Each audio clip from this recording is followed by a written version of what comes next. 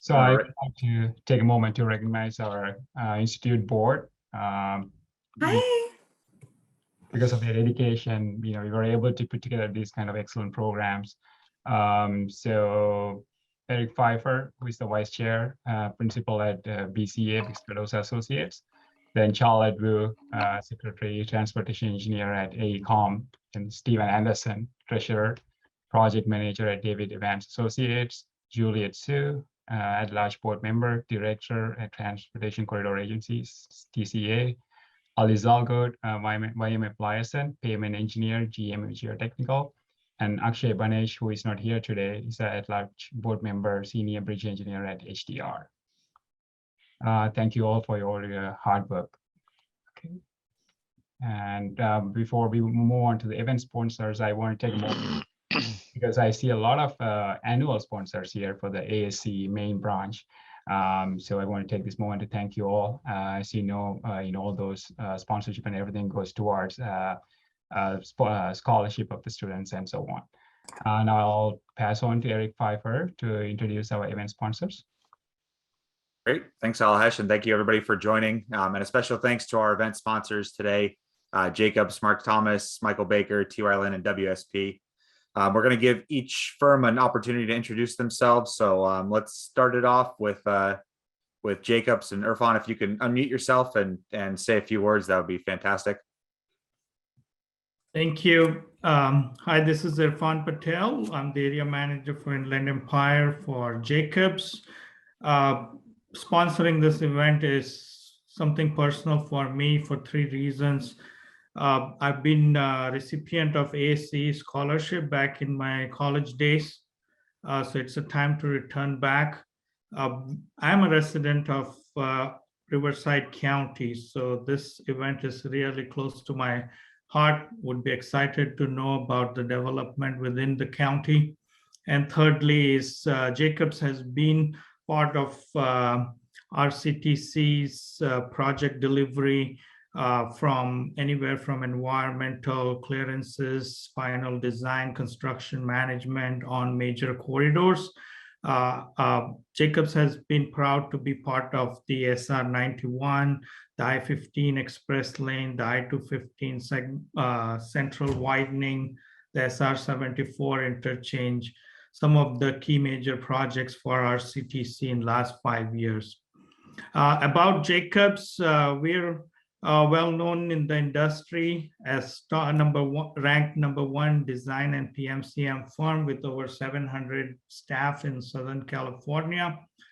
Our company core values is about diversity in leadership, global action plan for advancing justice and equality, 1 Million Lives Mental Health Initiative, and STEM at Jacobs, some of the key values we bring. Apart from being an A&E firm in the industry, we also consider ourselves to be leader in equity, diversity, inclusion, and sustainability, some of the important societal outcomes. With that, I would like to thank ASCE and Mayor, as well as staff at Rctc for giving us the opportunity to be part of your team. Thank you. Great, thanks Irfan, and thanks to Jacobs for sponsoring. Next is Mark Thomas. Bo, if you could unmute yourself and say a few words, that'd be great. Absolutely.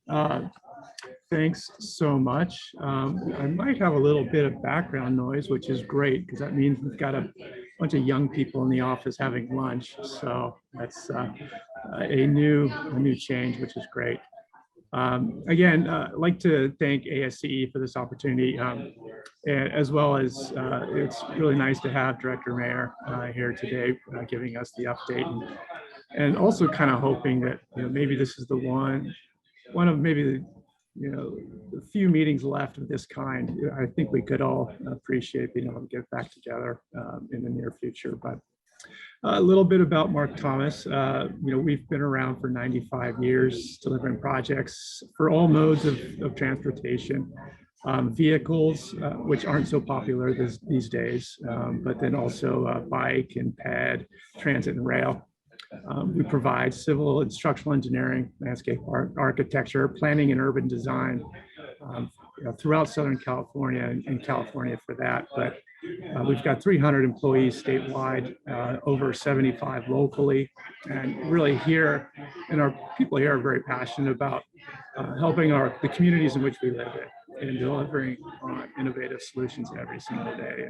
And particularly important to us is also our diversity and inclusion program, which is so important in advancing all of our people within their communities as well as within the industry. And finally, I'd like to just say Mark Thomas is very excited because we're looking to get underway with Rctc in delivering the I-10 Highland Springs Interchange project. So we're really looking forward to that. So again, thanks to everybody, and please enjoy the program. Great, thanks, Bo, and thanks, Mark Thomas, for sponsoring. Next up, we're going in alphabetical order here for our sponsors. Next up is Michael Baker, and Brandon, if you could say a few words, that'd be great. Yeah, thanks, Eric. I'll be quick. Michael Baker, we've been around for a while. We do a lot of things. We do it all. We're out here in the Inland Empire as well as Orange County, LA, working with Rctc, SBCTA, and others. So very excited to be here. Just a quick fun fact, we did a run yesterday of our staff in the Inland Empire. So we have over 120 people in the Inland Empire with 42 project managers, and we did a diversity check. So we're at a 57% diversity rate of those project managers, which is a great number and something we're very proud of in representing the community and everyone we have out here. So I just thought that was cool. It just came off the presses. So all in there, it's great seeing everyone. Look forward to working with you and alongside you and seeing you in person soon. So I'll end it there. Thank you. Great, thanks, Brandon. Thanks, Michael Baker. And next is T.Y. Lin. Karen, if you could say a few words, that'd be great. Sure. Thank you so much, Eric. T.Y. Lin is proud to be sponsoring ASCE's event today. Thank you, Anne and Cheryl, for spending time with us today. We're very proud as T.Y. Lin to be supporting you on the I-15 SR91 Express Lanes Connector project as the prime designer, as well as having delivered the design for the I-215 Placentia Avenue Interchange project. And T.Y. Lin is a full service infrastructure firm. We have offices throughout Southern California, and we specialize in Southern California, transportation services. So roads and highways, rail and transit, aviation, bridges, and we do water and buildings as well. So thank you again for the opportunity to support ASCE and Rctc today. Thanks, Karen and T.Y. Lin. And I'll add too a special thanks for the Express Lane Connector photo that we used as the background to our flyer for this event. So thanks to T.Y. Lin for that one. You're very welcome. And then last but not least, of course, we've got WSP. And Stephanie, if you could say a few words, that'd be great. Thanks, Eric. Hi, everyone. And thanks to CEOC for organizing this event. My name is Stephanie Hillebrand. I'm a project manager in the transportation group here at WSP.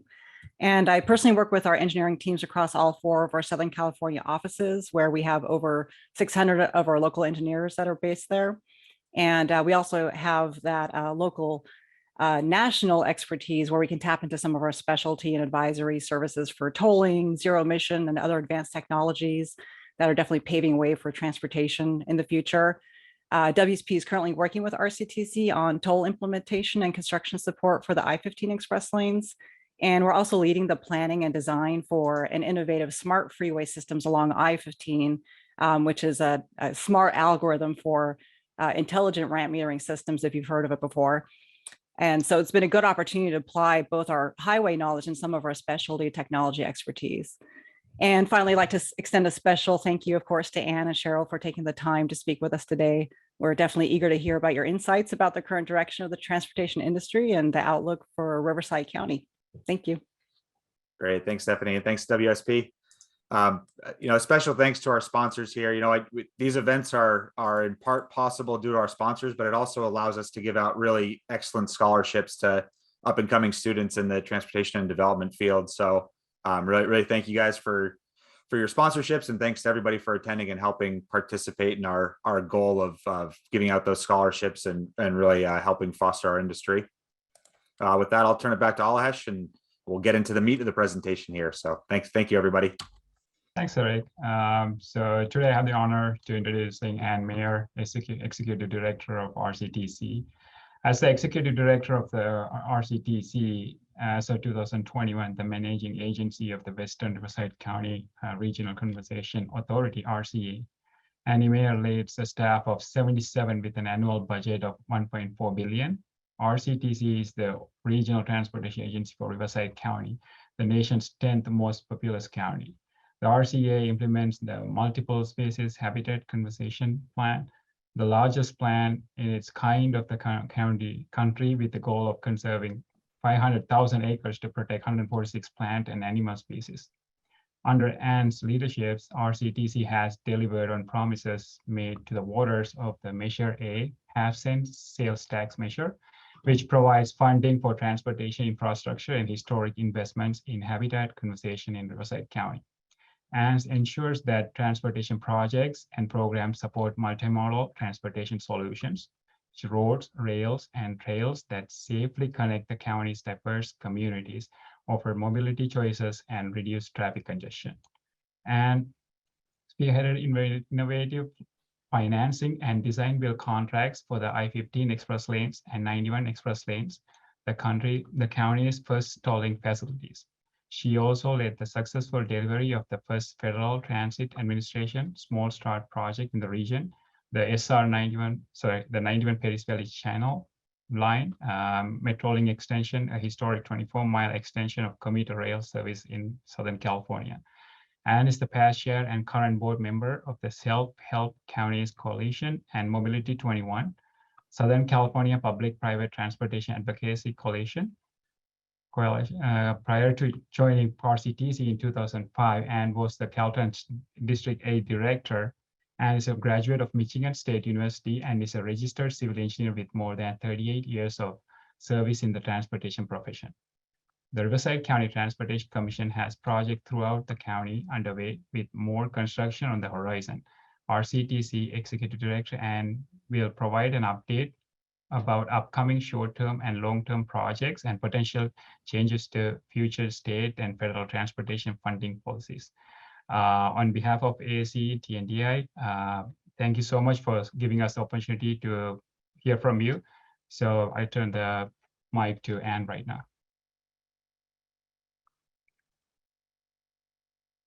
Great, thank you so much. Good afternoon, everyone. It's really nice to see so many people and to see you virtually. I wish we were able to see each other in person. That definitely is something to look forward to for sure. As I'm looking at the group, so nice to see so many faces of people that I've known for a really long time. It's kind of hard when I hear my bio say I've done this for more than 38 years, I start flinching, like, how did I ever get this old, and have I really been doing it for this long? And the answer is yes, I'm getting older, and yes, I've been doing it for a long time. But it is still a profession that I am thrilled to be a part of. I think the Inland Empire and Southern California transportation professionals have done some really outstanding work, and I appreciate all of the work that all of you do. I was thinking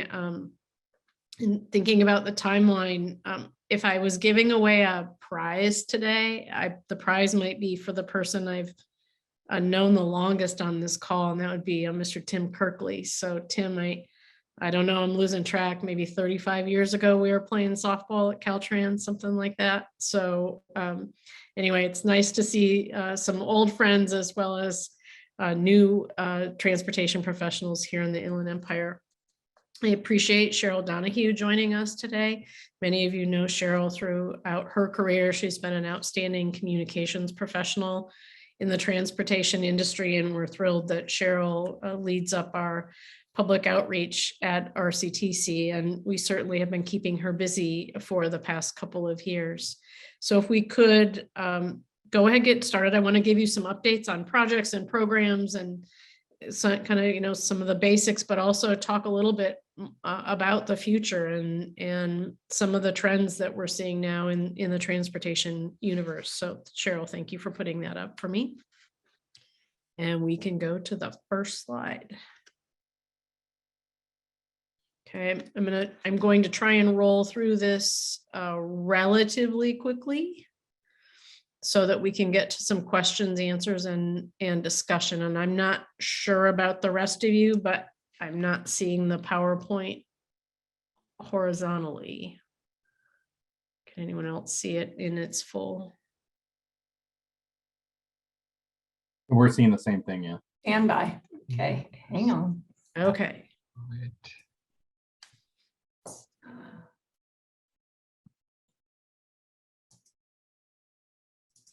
You want me to show? Does that look better? Oh, no, it goes. Yeah. It looks better. Okay. Yeah, that's fine. That's fine. We can go for there. Just in terms of investments at RCTC, as we all know, 2020 was a huge disruption for us all in terms of, not only what was happening from a public safety, public health standpoint, but also from a professional standpoint of what did this mean economically? What did it mean to our profession? What did it mean to all of the projects that we were in the process of trying to get underway and under construction, and to do so safely? I'm really pleased that in 2021, we were able to still maintain a very significant workload. Almost $900 million worth of projects were under construction in Riverside County. I think I attribute a lot of that capability to the fact that our board has always been really prudent with its funding. We were able, it was pretty nerve-wracking there when everything started shutting down, and our board had just voted to award the 1591 Express Lane Connector. And we had to do some due diligence to make sure that the funding was going to be available. So that's just one example of the many, many projects we had out on the street, in addition to making sure the RCTC projects were moving. And again, it wasn't just about getting the projects built. I mean, that's always our goal, but it was also about making sure that we kept people working. RCTC, like many agencies like ours, millions of dollars flow through our organization out to the private sector, whether it be on the consultant front, the vendor front, contractor front. We needed to make sure we kept all that money moving. We allocated over $125 million for local streets and roads projects, active transportation projects, although not at the level of some of our Fix It First work. We still invested millions of dollars in our active transportation projects, and then also tried to help our transit agencies, the 7 local bus systems, our specialized transit service providers, and Metrolink continue to provide the essential services that they needed. And again, keeping people working throughout the pandemic was really, really important. Next slide, please. So one of the projects I want to talk about, just as a highlight of the example of the continuity of not only our investments in Riverside County corridors, but also the partnership we have with Orange County Transportation Authority. In January, we opened a new westbound lane. It was a non-tolled lane from the Green River Road interchange to the 241 connector. Its primary goal was to try and smooth some of the morning commute to Orange County. And while it was a small project, $30 million project, I need to point out our friends at OCTA invested $15 million in the project because we share mutual responsibility for mobility in this corridor. And it was also a sign of our commitment to continuous improvement. We have collectively invested over $2 billion in the 91 corridor. It is truly one of the only true multimodal corridors in Southern California. We have the Santa Ana River Trail, we have Metrolink service, we have express lanes, we have general purpose lanes, we have commuter bus service at a very low cost, actually, running along this corridor. It truly is a multimodal corridor, and our investments here continue. And if I look at where we were probably 20 years ago on this corridor, I really have to point to the commitment from the Riverside County elected officials, the Orange County elected officials on both of our boards, as well as the terrific partners that we have at OCTA under the leadership of Daryl Johnson, for just an outstanding relationship here. So this little project, little in comparison to the $2 billion that's already been invested and into our daily operations of the 91 express lanes.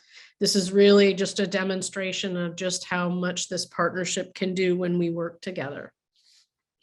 I also need to point out, we also cross county lines here. So we've got our friends from Caltrans in both District 8 and District 12 engaged here as well. Next slide, please, Cheryl.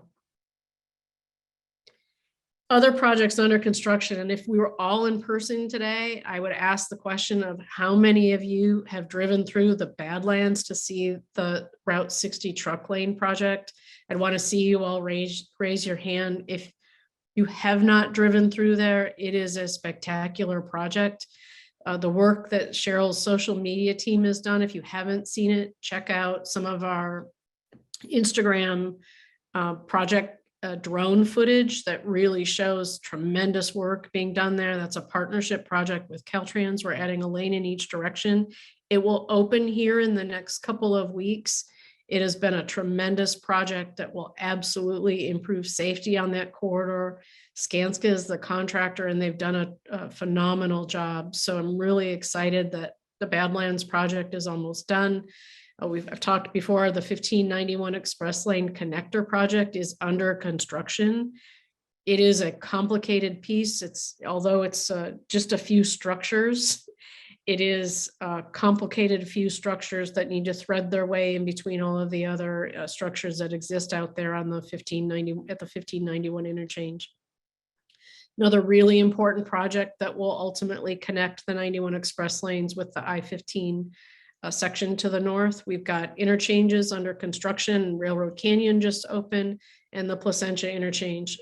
These projects like these are all exciting because they're in construction right now or completing construction, but it's truly the professionals here on the call today who help us make sure that we deliver all of these critical projects. So thank you for that. Next slide, please, Cheryl. I talked a little bit about public transit support, and this is never far from our mind. Obviously, the CARES Act funneled additional funding in so that we could keep things moving for the past couple of years, but the challenge remains riders are not returning to transit at the levels they were pre-COVID. We're not seeing ridership on the buses. Metrolink ridership, I'm waiting for some new numbers. I don't know, $6 a gallon gasoline. I'm assuming it's going to put some people back on the train. We are seeing some increased ridership there. We have a new schedule that came out last month.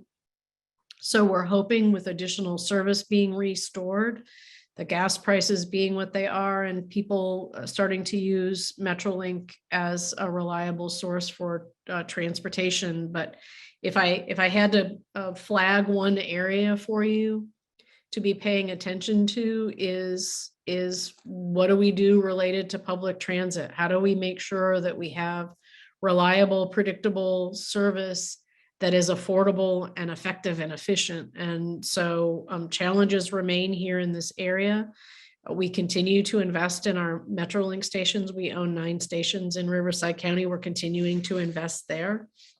And we are also launching some transit-oriented communities, strategic planning efforts around our stations so that we can help to create more livable communities in proximity to our transit stations. Next slide, please.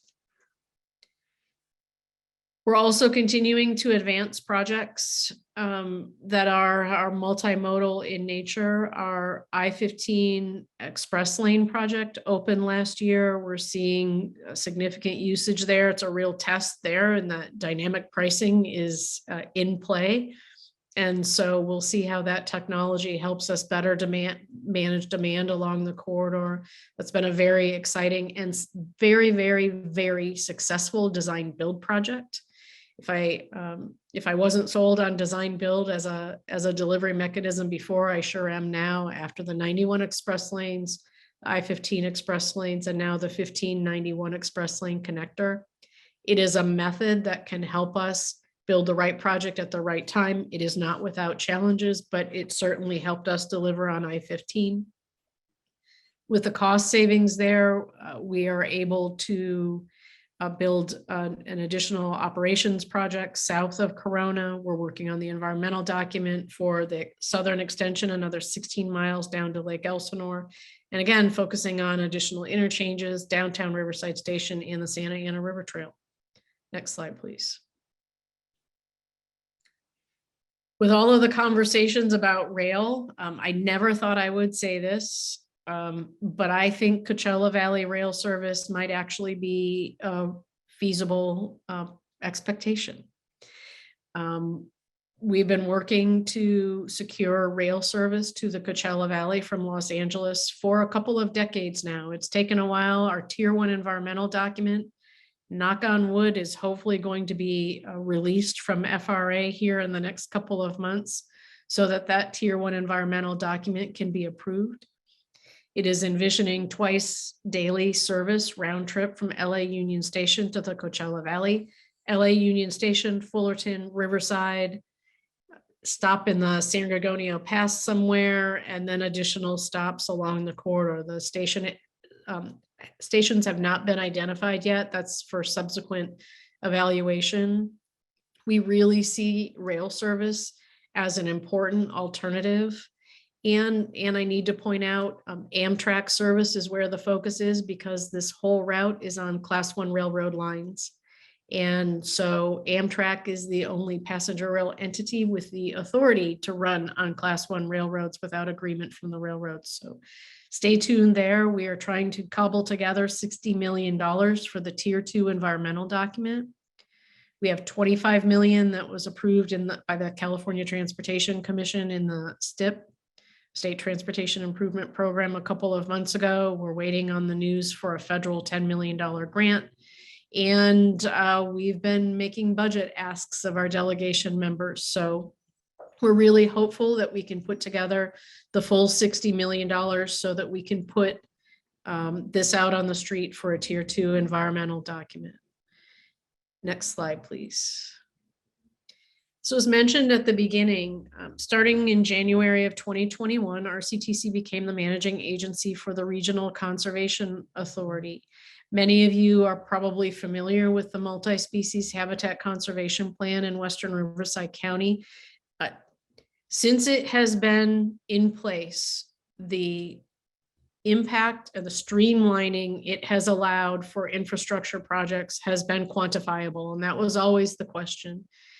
Could meaningful, consistent mitigation and preservation allow us to streamline the environmental document? And we've got project after project that demonstrates that that's true. We have shaved years off of environmental schedules as a result. It's not always easy still, but we've really made a difference on the transportation front. When this came over to RCA to be the managing agency, and I'm the executive director of this organization as well, it was really just a final step in the integration of transportation, infrastructure, and conservation policies. It makes sense to be having land use decisions, transportation decisions, and conservation decisions being made hand in hand for the quality of life of Riverside County. We've definitely proven that it works on the transportation front. The development front is a little bit bumpier, but we are really pleased and proud to be part of the RCA organization and helping to ensure that conservation is integrated into all of the work that we do. Next slide, please, Cheryl. So this is why a lot of it is so important. When I talk about integration, is that we are at a point in time where it is no longer about just delivering projects. That's no longer the silo and that we can all be in with the blinders on of our job as engineers or planners or transportation professionals is just to get the job built.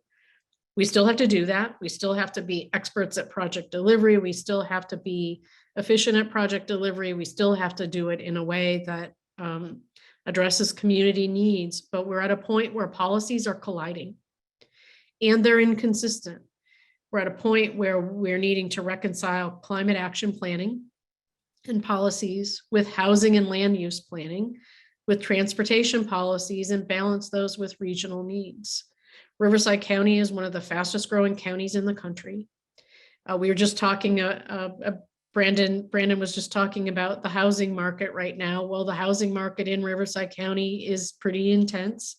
More and more people are moving to Riverside County, further away from the urban areas. We have, I think, our numbers assigned of new housing starts in the SCAG regional housing process. We have to build 167,000 more homes in Riverside County.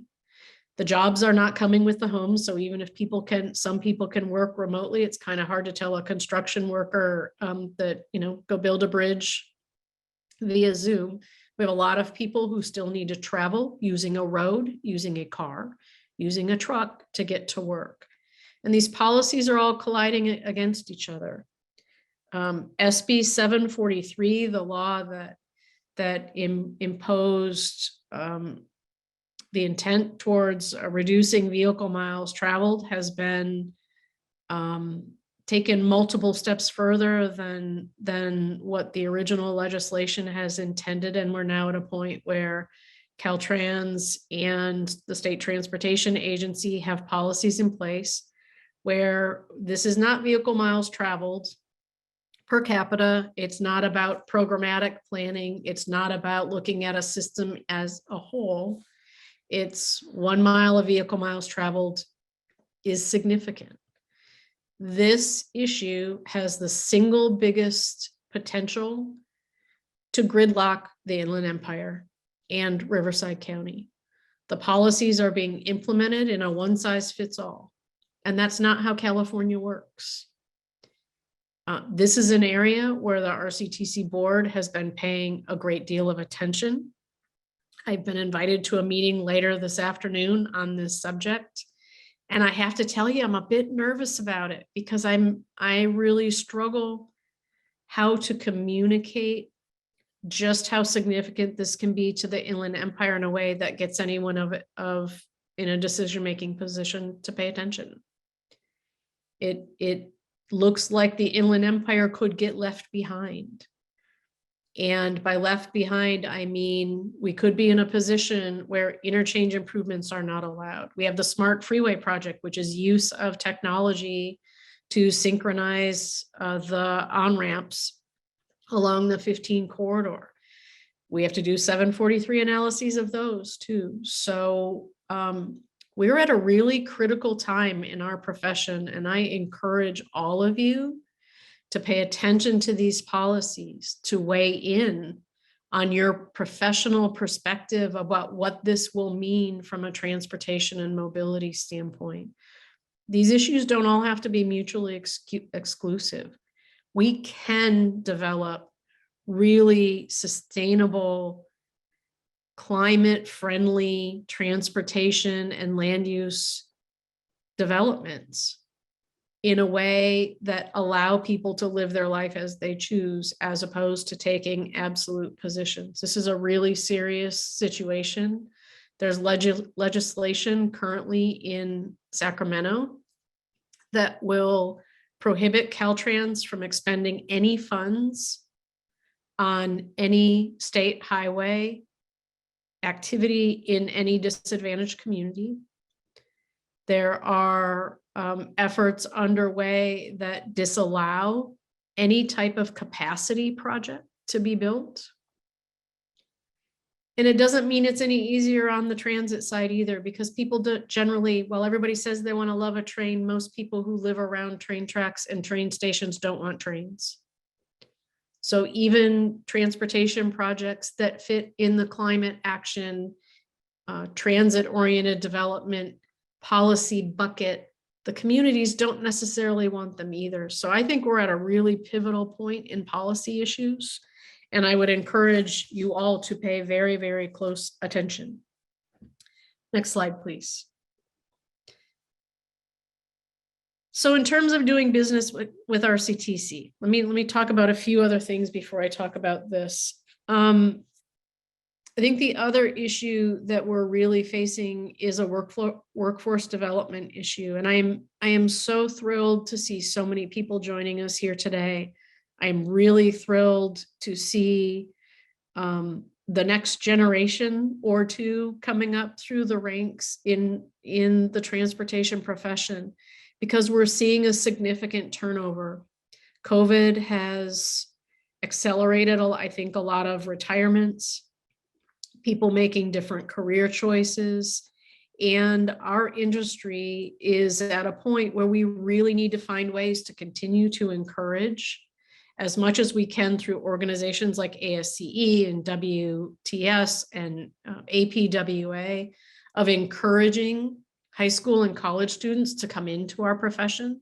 This is really fun stuff.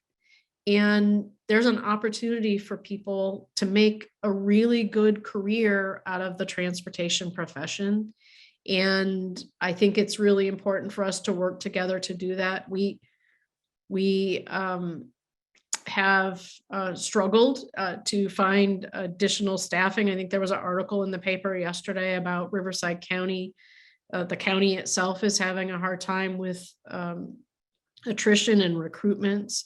For those of you who don't know, Marlon Feenstra, the Rctc project delivery director, has announced his retirement, and we are currently recruiting for a project delivery director.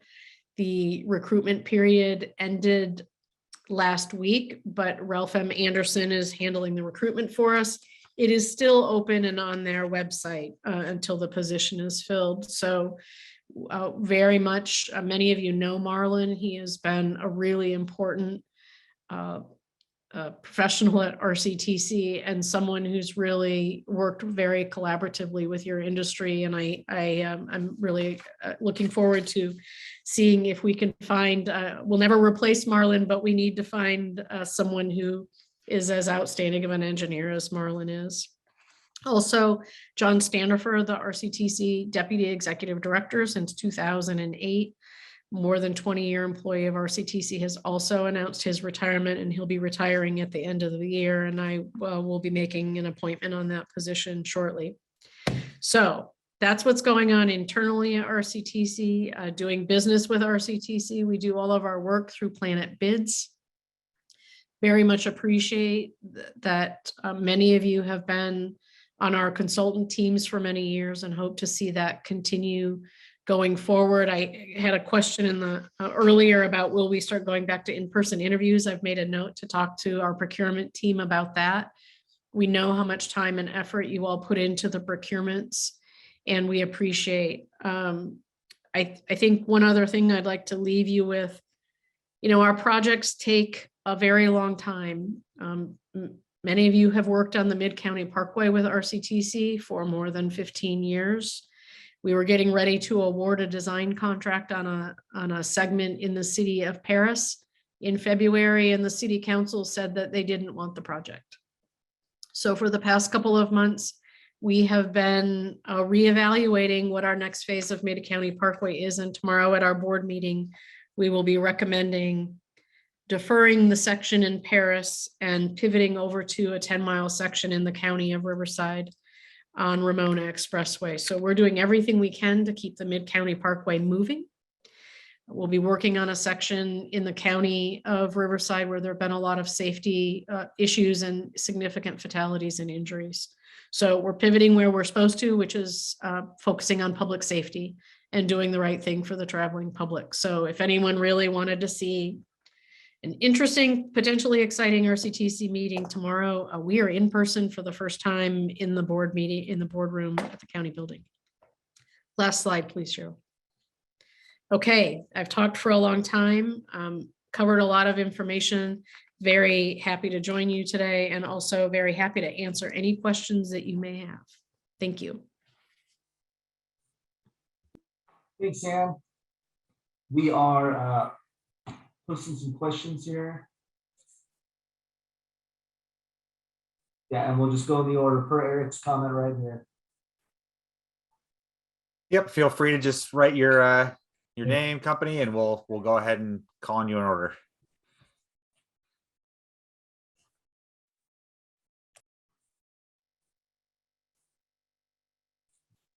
it's a shy group.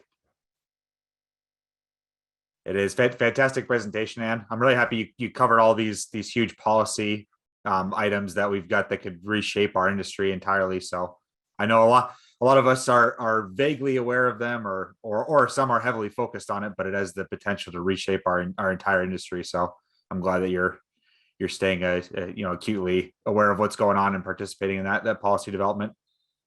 Sure. And I think people in the chat are, if they have a question, they're listing their name. Yeah, I think Brandon, you don't have to type the question if you don't want to. You can just ask the question. Oh, we can act like we're in person. I like this. Exactly. And I'm going old school. I just finished my rubber chicken. Okay, Ann, I just want to say thank you for tackling the VMP thing. It's very heavy on all of our minds. I think one thing to think about, and then I'll pivot to the question I think is sort of related, is a lot of us boots on the ground project managers and those like running projects. We're kind of in the heat of the battle with you. And I think there may be an opportunity for us to develop some sort of conversation together and kind of keep each other up to speed on what we're seeing and some of the activity we're seeing, because I don't know if we're all hearing the same thing from the same people as we're all kind of battling it. Something to think about that might be of consideration. But I think part of this goes into your measure opportunity in the future that I know has been on a little bit of delay. And I'm not going to just ask a simple question of when's the measure coming, but more of, does VMT transit that you spoke of, some of these, I'll say, different elements that are not just as simple as widening roads, are these playing a role in your decision on how to tackle the measure and the approach? And maybe what are some of the factors that you guys are dealing with on a day-to-day, month-to-month basis of kind of reinstating a possible measure to go to board and go to vote? Okay, good question. So our board approved a traffic relief plan in May of 2020 that it was supposed to be the basis of our sales tax measure that was supposed to go to the ballot in November of 2020, and the board, rightly so, pulled that given what was happening with COVID. I think our traffic relief plan was balanced in that it provided opportunities for necessary roadway improvements, community connections. We still have dirt roads in some parts of Riverside County. We still have some communities that are completely cut off other than 2 or sometimes 4-lane roads.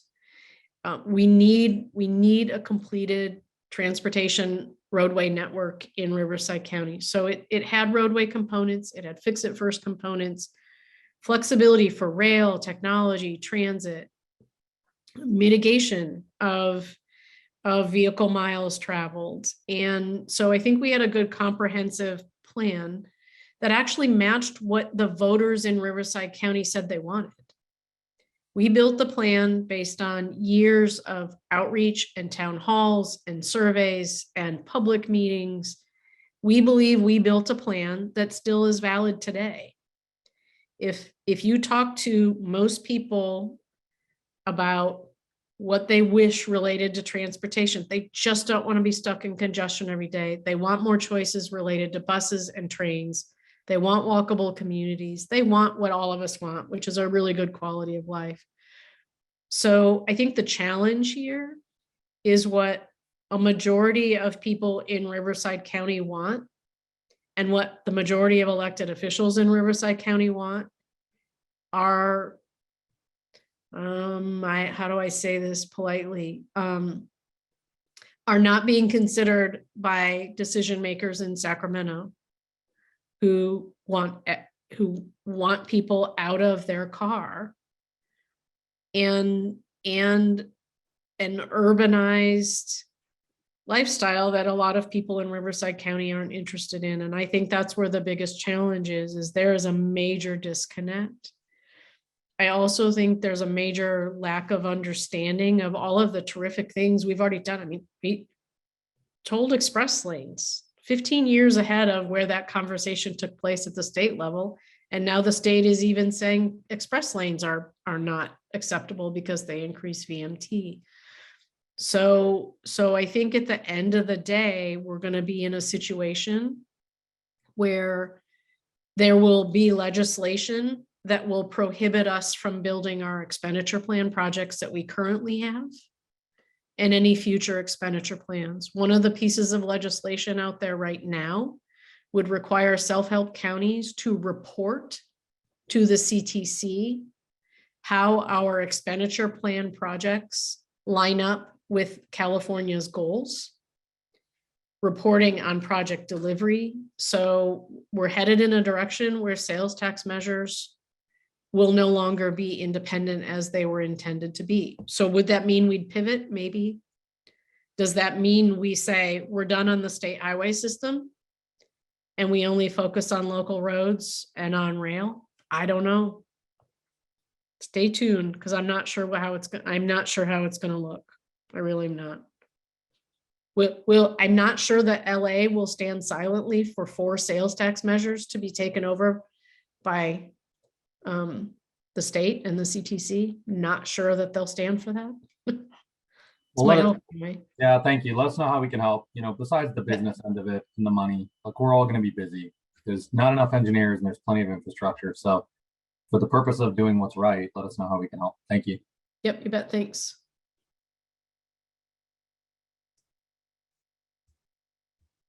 Okay, and it looks like Steph. Did you want to grab the next one, Stephen? I think Stephanie's up next. Yeah. Yeah, hi, Ann. You mentioned that transit ridership is still kind of on the downside. And I know Rctc is one of the agencies who's implemented a low cost or free bus pass system. Has the program been in effect long enough for you to be able to tell if that alone is increasing ridership? I don't think so. So RTA is the largest transit operator, and they've had 25-cent fares for those under age 18 for quite a while. And I think that's shown to be very, very effective. We know, for example, on Route 200, which is the commuter line that runs from San Bernardino using our express lanes into Orange County, under $3 each direction, and the buses are full. So we know that there are certain things that trigger significant ridership. Students riding free. Riverside, has 7 universities or community colleges right within, the immediate area. Students riding free pays off. What we haven't seen is a lot of people returning to the bus. Buses, 40-foot buses frequently just have a couple of people in them. I don't know if any of you saw the LA Times article about the challenges in the metro system related to homelessness, both in the stations as well as on all of the facilities. There's a piece of legislation that is floating out there related to the budget that I think would invest $750 million in providing free bus trips to anyone under the age of 25. I think if you ask some of the bus transit folks, their answer is going to be a free ride mainly will just mean we're now going to have a lot of people hanging out on the buses. So transit isn't just about coming back from COVID. We certainly aren't seeing people getting out of their car at $6+ a gallon and getting in a bus. So something is, whether it's reliability, predictability, safety, something is stopping people from going back to bus transit. And I don't know how we get it back. I really don't. It's a huge issue. And what we also haven't seen either is how many people are coming back to van pools and car shares. We're going to try a program in the fall in conjunction with SBCTA for 3 months free Metrolink rides, hoping to get people back on the train. If anyone has a brilliant solution, my ears are open. I don't know what the answer is. Thanks, Ann. Yeah, it's an interesting data point, even for the VMT discussion. Stephanie, then we have Amr Zahir from Moffitt Nickel up next. Yes, thank you, Ann, for the presentation. I'm very interested to learn more about the Coachella Valley and some of the challenges Rctc has faced so far. I know negotiation with UP could be difficult, try to reach an agreement and share the corridor with them obviously is one of the major challenges, but I know if you could speak about that and maybe list one or two things that on the top of your list that, could be beneficial to the group. Sure. So our friends at Union Pacific, and I said we have been friends with folks at Union Pacific for a very long time. Union Pacific has a business to run, and their business is moving freight. And now more than ever, getting the freight in and out of Southern California is really, really important. I think both Union Pacific and BNSF have long regretted signing agreements with us back in the early 90s to allow Metrolink to run on all of the lines in Southern California. Which, by the way, if you didn't know, Rctc owns all passenger rail rights on the San Bernardino subdivision of the BNSF from San Bernardino all the way through Riverside County, Orange County, and into just south of LA Union Station. So we own all those passenger rail rights. But east of Colton, Union Pacific is just freight only other than Amtrak. So the single biggest issue here has been that it is not as simple as just adding a couple of Amtrak trains a day to the existing Union Pacific line. We have had to go through extensive modeling and assessment to demonstrate that that the passenger service can be optimized along with all the freight movement. What the studies have shown in our alternative analysis is that we need to triple track from Colton Crossing all the way to the city of Coachella. So in addition to triple tracking, imagine what that means related to grade separations, crossings. The cost, it's probably low number in the $1.4 billion range. It could go even higher as we have to start building sidings. We'd have the stations. So I would say the biggest challenges have been the fact that we have to find a way to balance passenger service with freight. And it will cost an extraordinary amount of money to do that. So imagine spending $1.4 billion for just a couple round trips a day. The cost per trip is extraordinary, but it's an important first step in being able to get rail service out to the desert. Ultimately, hopefully someday it goes to Tucson. So those are the single biggest challenges related to Coachella Valley Rail. I would also have to say there's a lot of cooks in the kitchen. Caltrans Rail has been a phenomenal partner. We have the full support of Caltrans Rail, of CalSTA Undersecretary Chad Edison. Their support's been invaluable, but we've been trying to process an environmental document through FRA. If I got to vote, I would love to see that NEPA delegation on rail to Caltrans so we could get it done. So our concern would be tier 2, which is the project level, could easily take more than 5 years to do. So big project, ambitious project, but we never stop. We just keep pushing. Yeah, the thing is with the railroad, you always have to see what's in it for them, to create win-win solution. Maybe you could allow them to run more trains, more headways. So they're always gonna find what's in it for us. Yep. Yeah. Yep. That's triple tracking might be what's in it for them. Yep, exactly. So we'll see. Thank you very much. Mm-hmm. I should think that wraps up the Q&A.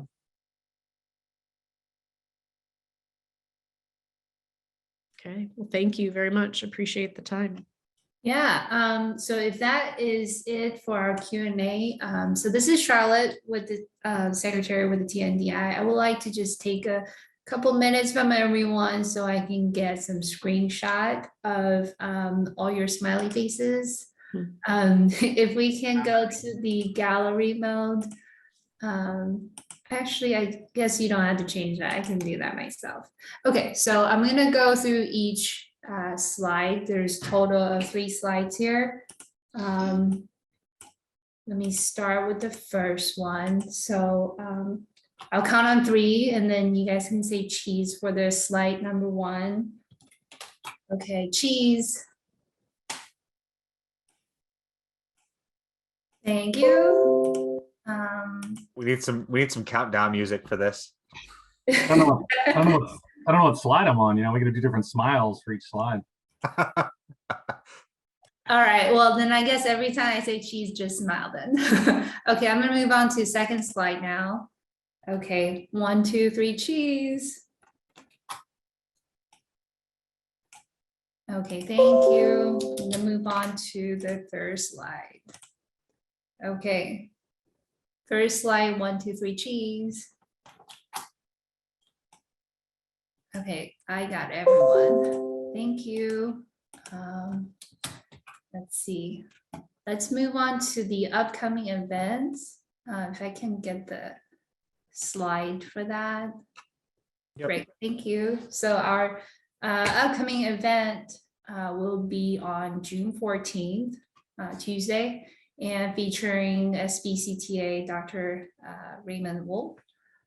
So we look forward to seeing y'all participating in that. And next slide. Or then in July and August, in July, we will have Rancho Mission Viejo joining us. And in August, we'll have a Orange County Public Works from Ms. Ken. So that will be it for the upcoming events. Next, I'll hand to Al-Hash. Thank you everyone for taking the time to smile for the pictures, but I'll hand it back to Al-Hash. Thank you. Thanks, Charlotte.